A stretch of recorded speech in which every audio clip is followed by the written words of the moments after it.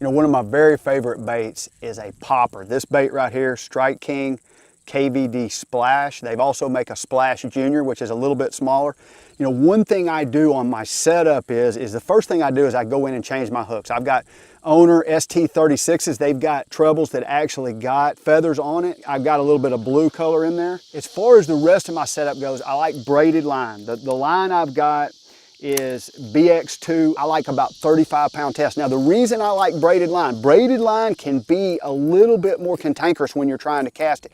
The reason I like it is when you're working that bait, I feel like it works just a little bit better with braided line. You can go with mono also. You don't want to go with fluorocarbon. Fluorocarbon will actually sink the bait. So either mono or braid, or you can fish braid to a mono leader. Any of those will work well. You just have to figure out personally which one works best for you. As far as my rod and reel setup goes, I use a Cabela's XML jerkbait and topwater rod. The jerkbait and topwater rod is a fairly light rod that's not real long. I can sit there and twitch it, I can pop it. And when you see the bait working in the water, it kind of pops, it bloops, it splashes, it goes side to side. It does just a little bit of everything. It makes some really good noises that fish really like. It's a bait you can fish really fast skipping across the water, or you can fish it pretty slow. Either way will actually work. As far as the reel goes, I use a Cabela's Arachnid.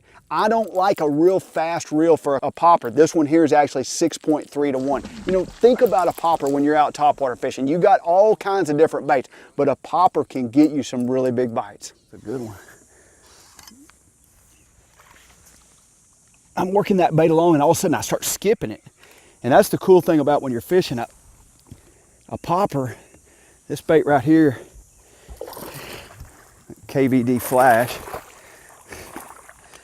and all of a sudden I start skipping it.